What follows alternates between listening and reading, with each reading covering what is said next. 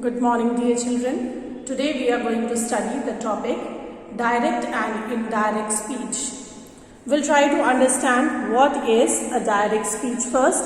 Direct speech is the mode of narration in which speaker's words are presented exactly the same, spoken by the speaker within inverted commas.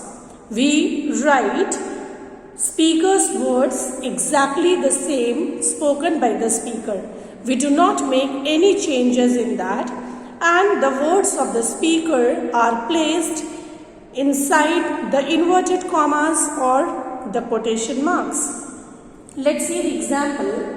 Dr. Samira said, "I love to do this work."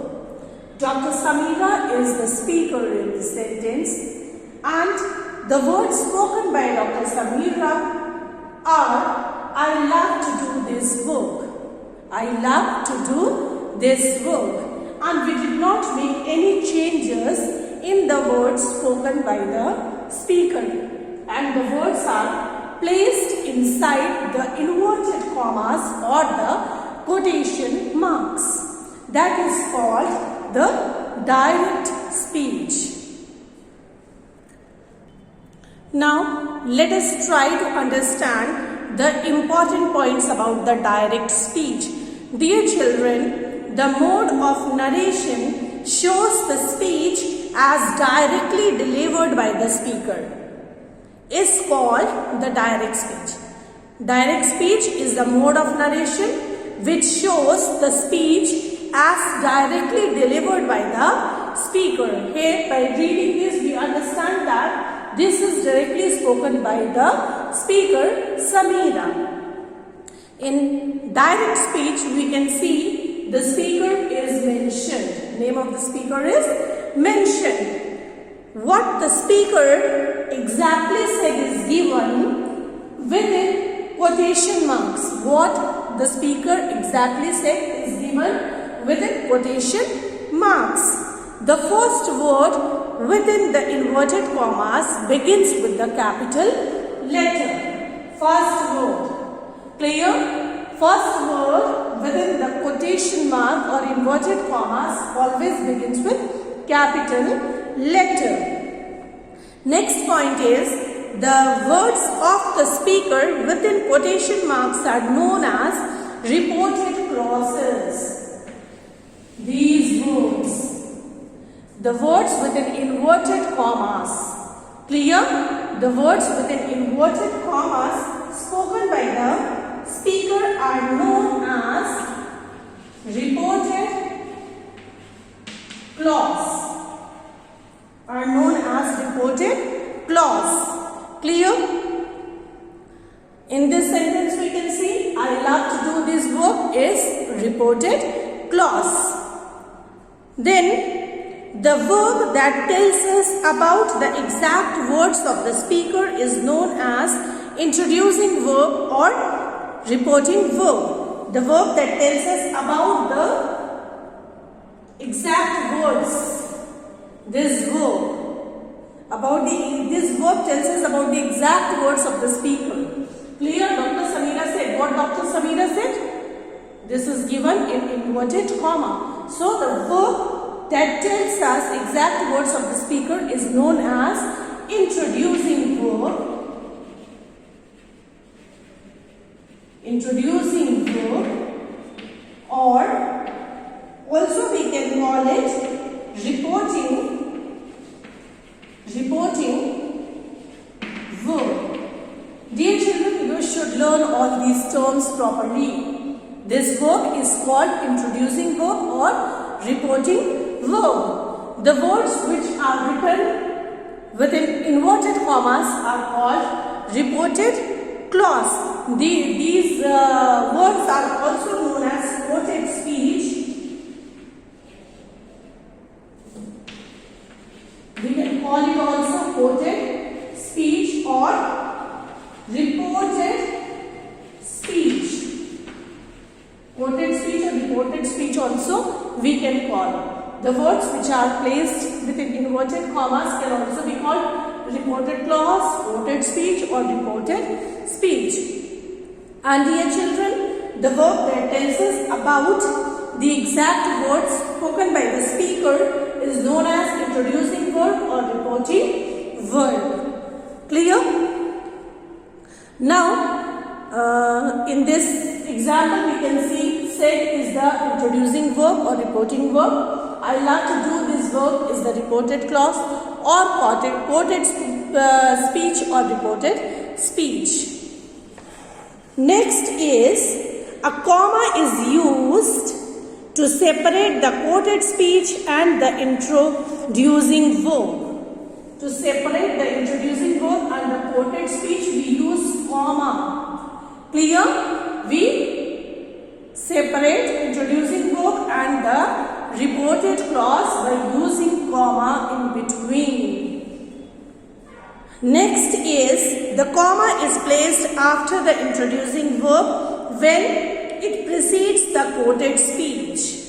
Clear? Comma is placed after the introducing verb when it is followed by the quoted speech. When introducing verb is given first and then it is followed by the quoted speech, we use comma after the introducing verb. And dear children, comma is placed after the quoted speech when it precedes the introducing verb. Now, look at this example, dear children.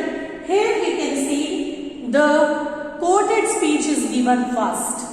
The quoted speech is given first and introducing verb is given after that.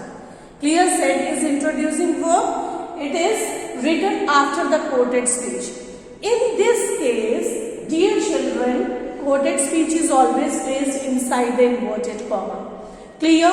Here we do not write the punctuation mark according to the sentence. If it is assertive sentence, in assertive sentences we put full stop. Imperative sentences we put full stop. Question, we put question mark. Exclamatory sentence we put exclamation mark. But dear children, when quoted speech is given first, we do not use punctuation mark according to the sentence here. Clear? After the quoted speech we don't put any punctuation mark, but we put comma. Clear? Comma, then inverted comma close, then we write the introducing verb and at last we put the final punctuation sign. Clear? So, the comma is placed after the quoted speech when it precedes the introducing verb. After the quoted speech we put comma when it precedes the introducing verb. When introducing verb is given first, after the introducing verb we put comma, then we write the quoted speech. So these are the important terms beta which you need to learn, which you need to understand. What is introducing verb, what is reporting verb. Introducing verb and reporting verb is same thing. And then the words spoken by the speaker are known as reported clause, quoted speech or reported speech. Clear?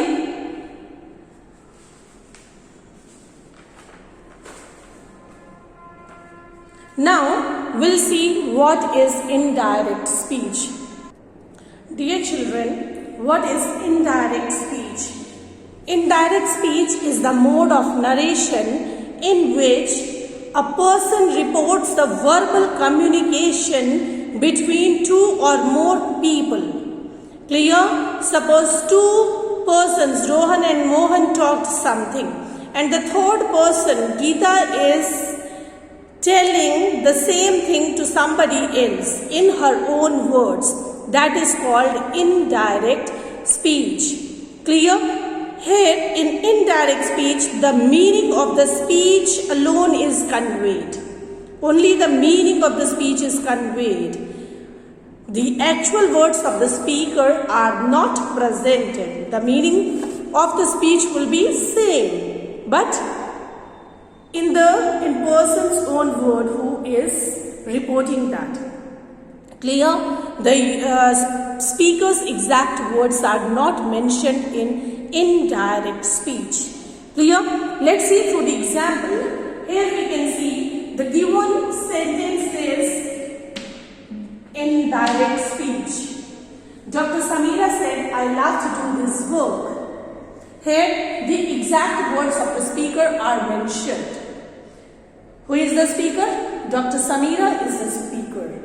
Clear? Now the same thing we are telling in other way. Okay? How we change from direct to indirect. For example, Dr. Samira said that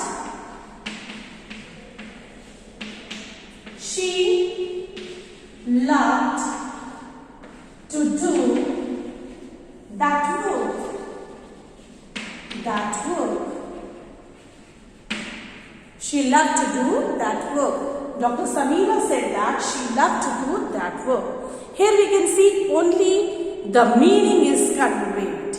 Only the meaning is conveyed. We do not use the exact words of the speaker, but we just convey the meaning of that. So, in indirect speech, a person reports the verbal communication between two or more people. Clear? Suppose this is said by Dr. Samira, but now the same thing somebody else is telling to someone. Okay, so we'll say in his or her own words is called the indirect speech.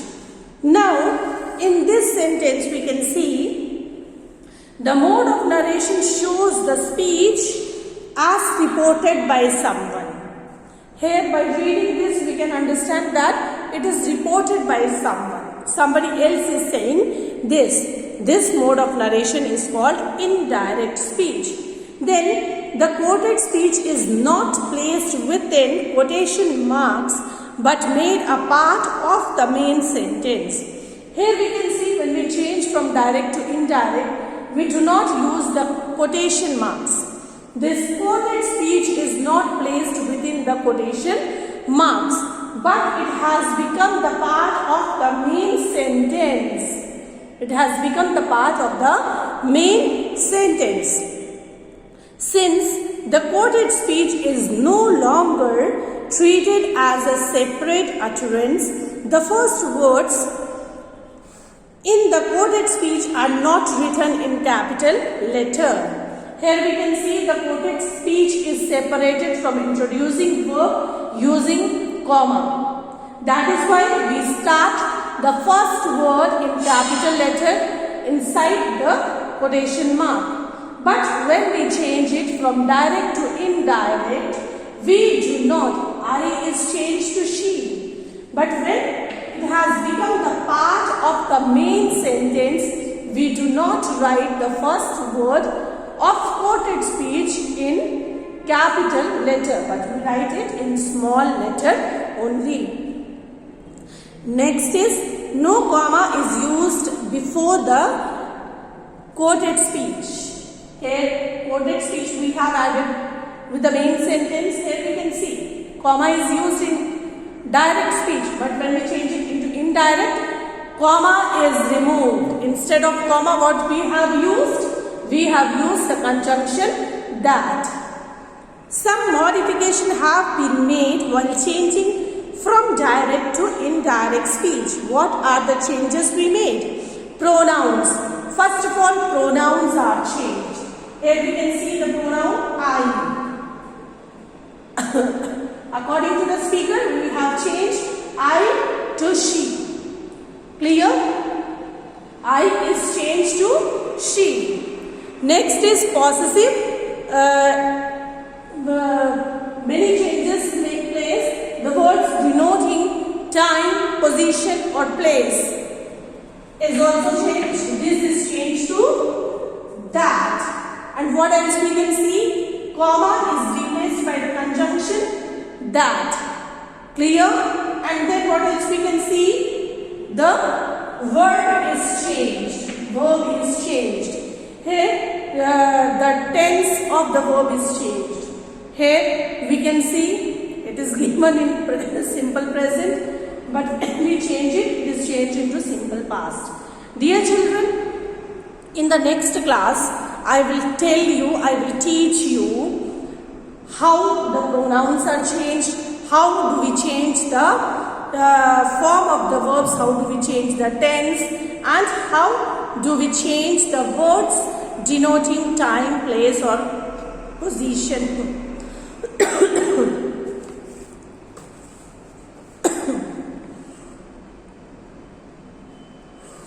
And dear children, a conjunction is used to join the quoted speech to the main sentence. Here, quoted speech and the main sentence is separated by using comma. But when we change it into indirect speech, comma is removed. Instead that we have used the conjunction that. And conjunction also according to different kinds of sentences we use. It is assertive sentence, we use conjunction that. If it is question, if it is interrogative sentence, we will use another conjunction, conjunctions like whether or if. Clear? So when we will study about changing from direct to indirect according to the sentences, we'll study that in detail. Okay? Thank you.